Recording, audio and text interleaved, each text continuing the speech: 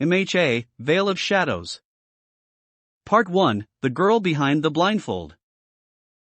Rain fell softly over the city of Mizutofu, the skyline blurred with mist and stormy gray.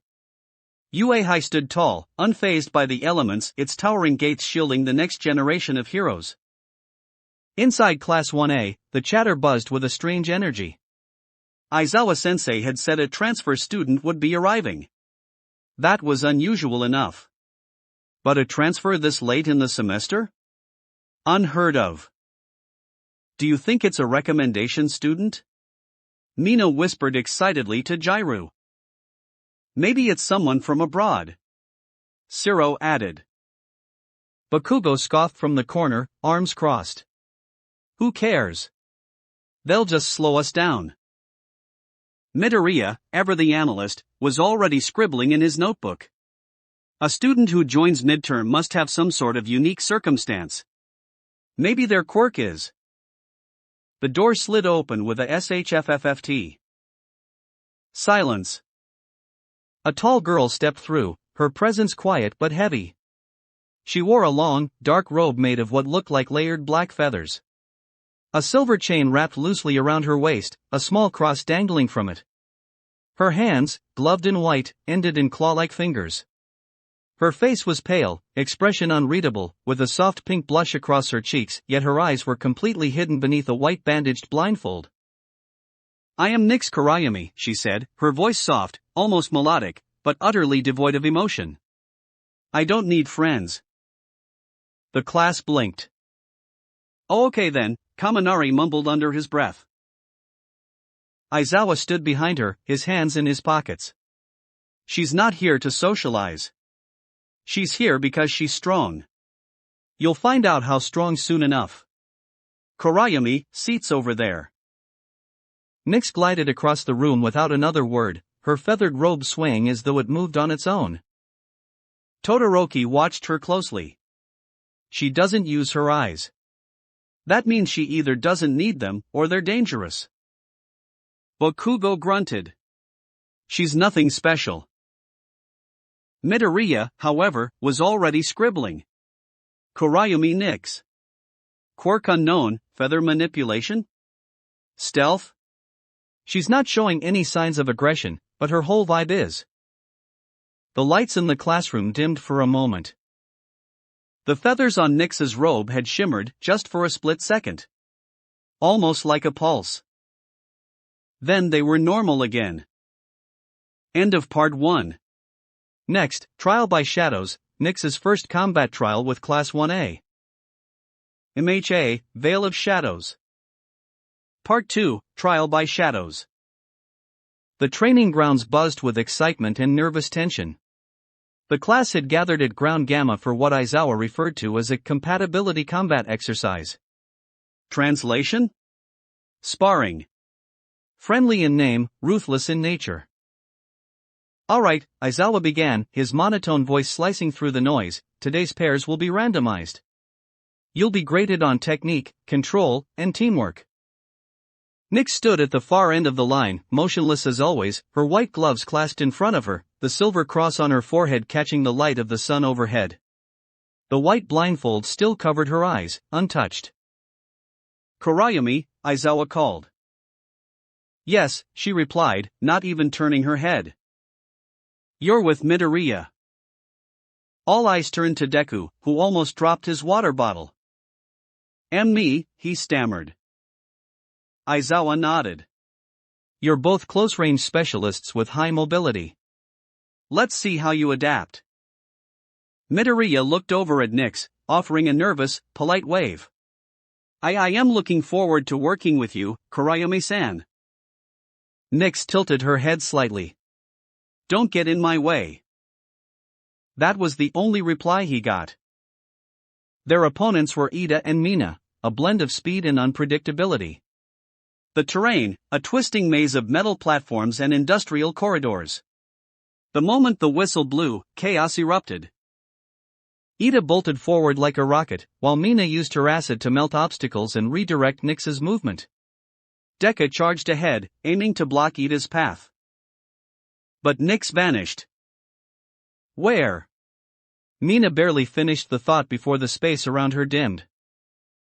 A fluttering whisper echoed through the maze. Black feathers poured out of the shadows. They wrapped silently around her, deadening all sound. Mina panicked, spinning in circles, disoriented in the silence bubble Nyx had created. Across the field, Ida was locked in a clash with Midoriya until he, too, felt the air shift. Midoriya! Incoming! Feathers curled from the floor behind him like rising smoke. Ida's voice was cut off as the sound around them vanished. Then, slam! Nyx dropped down from above, clawed glove aimed at Ida's neck. He froze, realizing she'd moved without sound, without warning. Midoriya, shocked, stared at her. How did you do that so fast? Nyx stood straight, unbothered. You made noise. I didn't. Across the field, Ida was locked. The match was over. Aizawa reviewed the footage, nodding slightly. Kurayami's quirk is called Void Veil. Her feathers absorb both light and sound in a controlled radius, making her invisible to sight and hearing. Limited time use. High efficiency. High danger. The class whispered among themselves, stunned. She's terrifying, Mina muttered. She's impressive, Todoroki corrected, watching Nyx as she returned to the sidelines, utterly still. Bakugo narrowed his eyes. She's not invincible. But even he seemed unsettled. Midoriya, panting, turned to her. That was incredible. I've never seen a quirk like that. You're amazing, Kurayami-san. Nyx looked at him for a long moment. The class watched, wondering if she'd finally respond. You're not as loud as I thought, she said softly. Then walked away. End of part 2. Next, the sound of silence. Nyx is forced to pair with someone she truly can't stand, Bakugo. MHA, Veil of Shadows. Part 3, The Sound of Silence. The morning air was tense in Class 1A. The previous day's combat trial had left everyone rattled, not because of who won, but how Nyx had won. Effortlessly. Silently. Like a ghost in the middle of a battlefield. Today, Aizawa had another surprise for the class. Pair exercise, he said, as he sipped his coffee. You'll be working on target retrieval and quirk sync. You don't get to pick your partners. Groans echoed across the room. Kurayami. Bakugo. The groans stopped. Replaced by a collective oh no. Bakugo scoffed, arms crossed. TCH.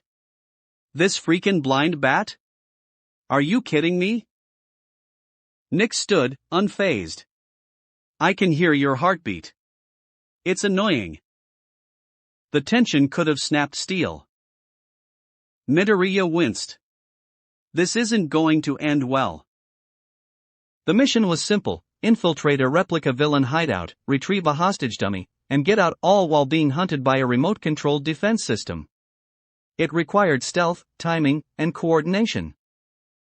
Everything Bakugo hated. From the start, he sprinted ahead, explosions crackling from his palms. I don't need help, especially not from someone playing Halloween 24/7. Nyx didn't respond. She simply vanished into the shadows. Cameras showed Bakugo tearing through drones, loud and aggressive, until one clipped his side with a stun blast. TCH. Prize for the class. From nowhere, a black feather intercepted the next shot. The area dimmed. Sound vanished. Bakugo spun. What the hell?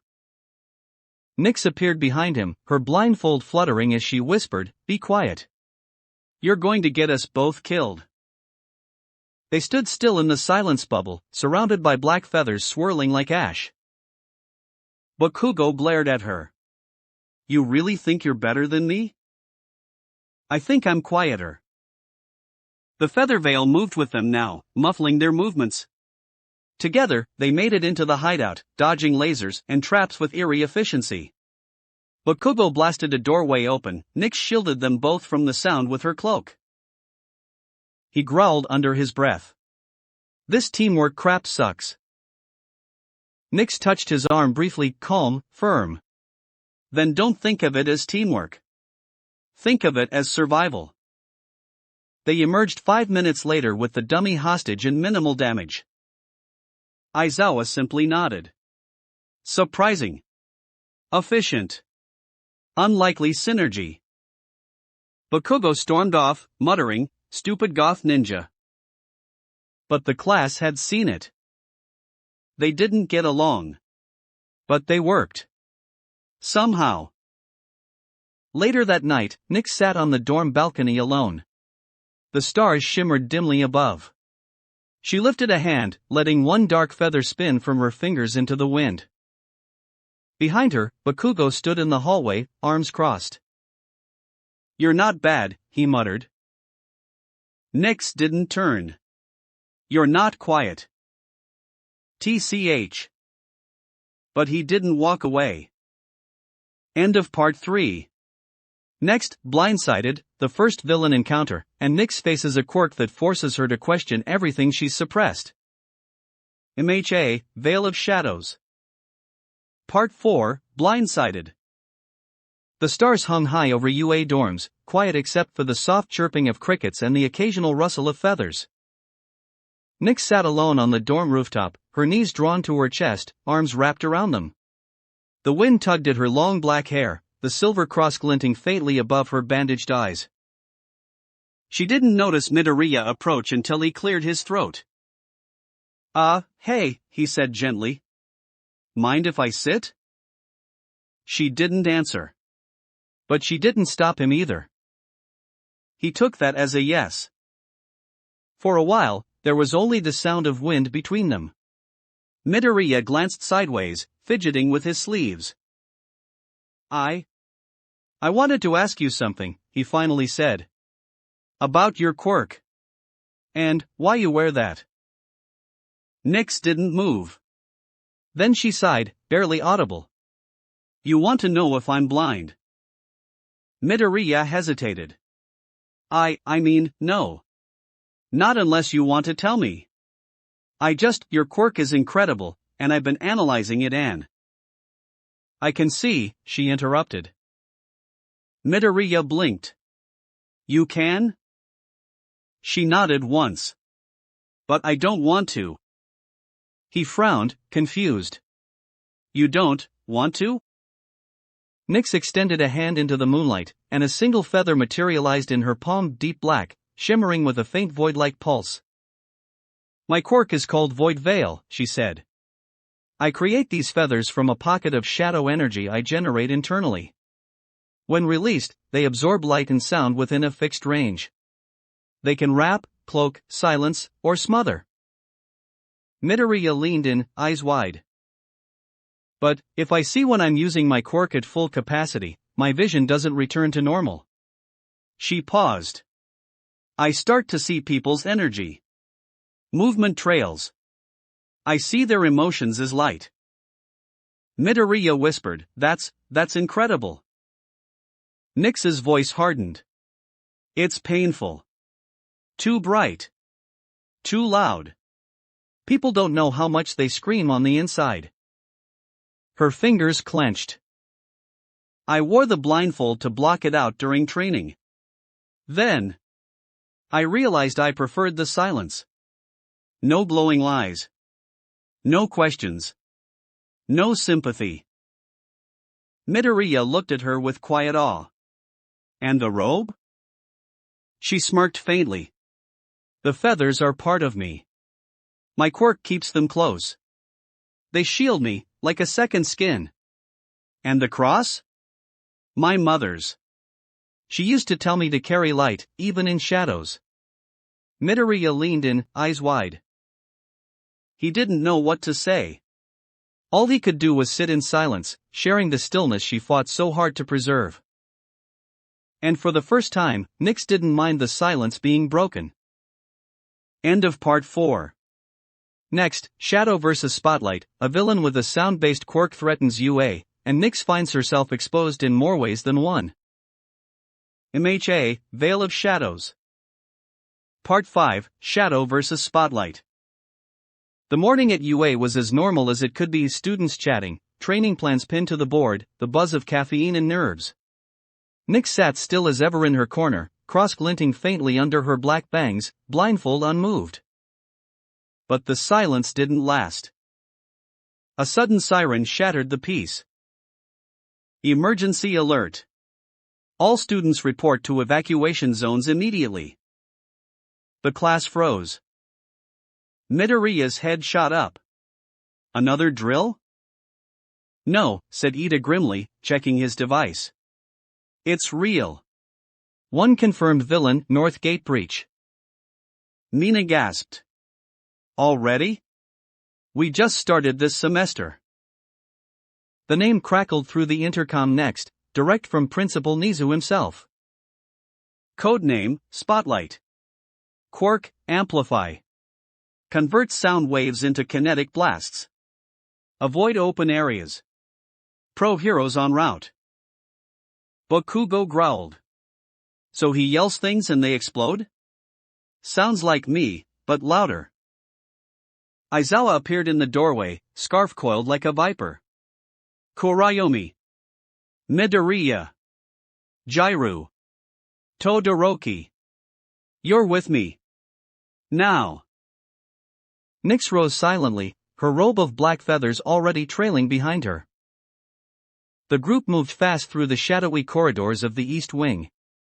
The hum of static and distant booming echoed closer with every step. Spotlight feeds off sound, Jairu said, wires twitching. If we make noise, he gets stronger. Aizawa nodded. That's why I brought her. He nodded toward Nyx. Nyx tilted her head, not breaking stride. He feeds on sound, she said flatly. I erase it. They found him in the auditorium. Spotlight stood center stage, surrounded by shattered seats and crackling speakers.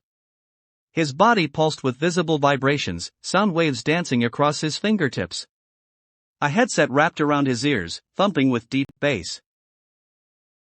Well, he grinned, mic amplifying every syllable. UA sent the blind girl to stop me? Midoriya moved first, dashing in only to be flung back by a pulse of sound. Too loud, Nyx whispered. She stepped forward, one hand outstretched. Feathers erupted from her sleeve, coiling around the air like shadows come to life. Then, silence. The room dimmed, muffled. The feedback loop from Spotlight's gear blinked out. What the he snapped, frantically tapping his headset.